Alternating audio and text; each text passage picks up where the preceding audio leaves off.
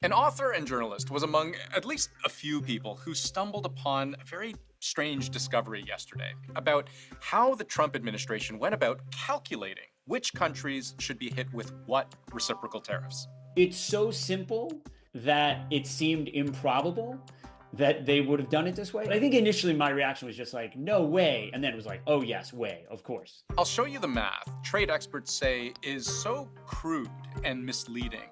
The ones we spoke to all had the same reaction. The way they calculated this just simply doesn't make any sense. I'm surprised that they actually had a formula. It seemed like the tariffs were sort of random and plucked from air, and it wasn't clear what criteria one was going to use. Now, yesterday was a big day for Trump, Liberation Day, the announcement of universal and reciprocal tariffs against almost every single country on Earth.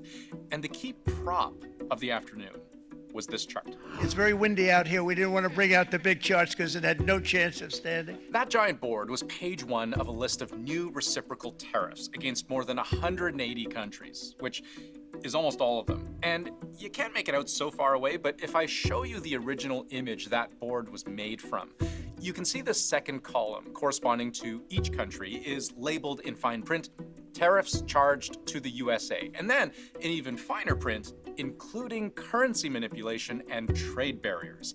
And every country shows a different number. So to translate, this is what the Trump administration says. It calculated for every single country what tariff they effectively put on US goods, if you factor in not just their tariffs, but also all kinds of unfair things those countries do to put America at a disadvantage. For nations that treat us badly, we will calculate the combined rate of all their tariffs, non-monetary barriers, and other forms of cheating. Except the actual math of their calculation is so rudimentary and does not directly relate at all, as advertised, to actual tariffs or currency or trade barriers.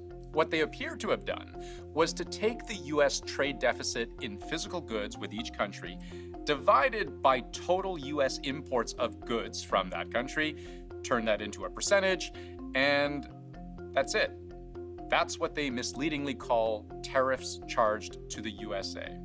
And if I actually do the math for you, you'll see why this doesn't make any sense. Take China. We can find from government figures what the US trade deficit with them was last year, and that's $295.4 billion. If you divide that number by total US imports from China that same year, that's $438.9 billion. One number divided by the other, and what you get is 67.3%. And sure enough, this is the tariff the Trump White House accuses China of charging. Problem is, this number is clearly not derived at all from any tariff China charges. The fact that we know now that it was a simple division of two numbers is perhaps a bit embarrassing to the administration. Now, I've manually checked all 185 countries on this list.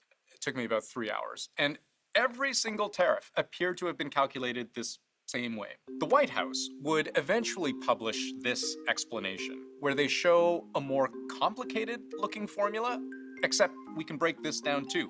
And this might be a bit much, but for transparency, let's dive right in.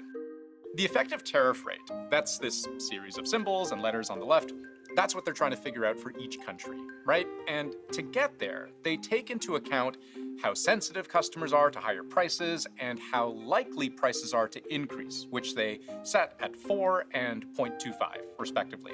But multiply them, and they effectively cancel each other out to equal simply 1. And we know that multiplying anything by 1 does nothing. So clean that up, and you're left with something a lot more straightforward, where X is defined as total goods exports, M is total goods imports.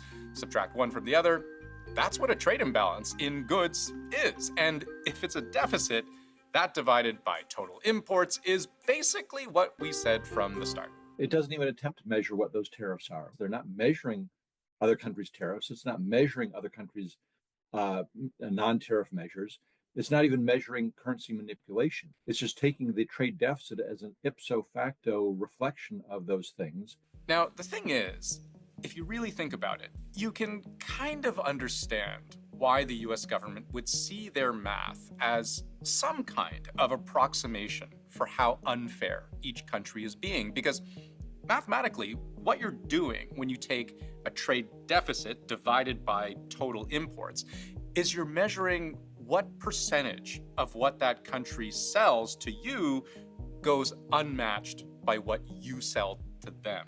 That's what a trade deficit is. How much more they sell to you than you sell to them. But it's not necessarily a bad thing. Just to use an analogy, we as households, we as consumers, we have trade surpluses and trade deficits with different entities in the economy. Most of us run a massive trade deficit with our grocery store. Most of us have a massive trade surplus with our employer. They pay us, but we don't buy anything from them. Are these things that are problems we need to remedy? So in some sense, the underlying premise that bilateral trade imbalances are necessarily bad is just wrong.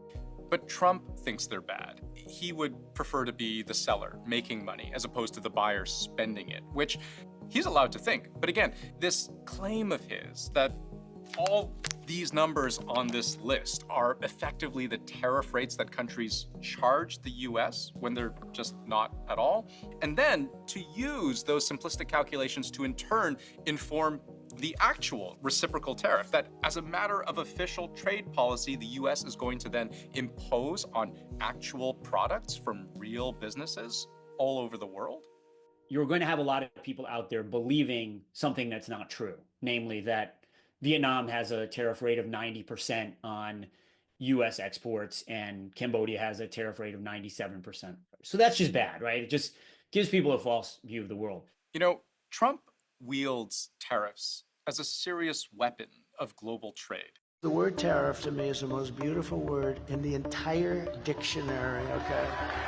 We've seen how even the simple threat of tariffs can erase trillions of dollars in stock market value and force companies on every side of the border into a decision-making tailspin because they don't know how to plan their supply chains in the face of such wacky numbers.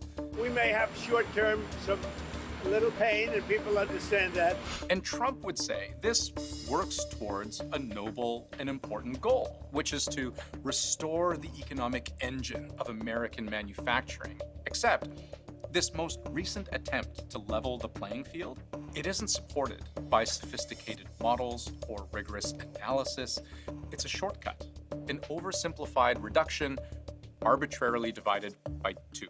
And because we are being very kind, we're kind people, we will charge them approximately half of what they are and have been charging us. The idea behind them was that Trump could use the tariffs we're imposing and say, oh, you're imposing a 90% tariff, but we're going to impose a 45% tariff, so let's negotiate your tariffs down. But when the 90% number is fake, then what do you do? Like, how do you negotiate it down? If you're Cambodia or Vietnam, how do you know how far to bring it down? And what are you even bringing down? Because the core problem isn't the trade barriers you have in place. The core problem is you're not buying enough stuff from the United States, and we're buying too much stuff, in Trump's mind, from you. I'll show you one last thing. This list, you know, one other thing I found curious was how so many countries have exactly 10% written here as the effective tariff rate that they charge the US. Isn't that weird? Like, all these countries charge the US the exact same 10% rate?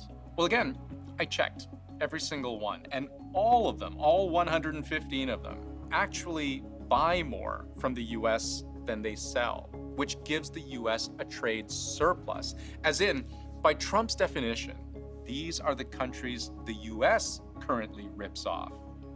But Trump's answer to that is to punish them anyway, to charge their goods a 10% tariff. I don't know what logic explains that.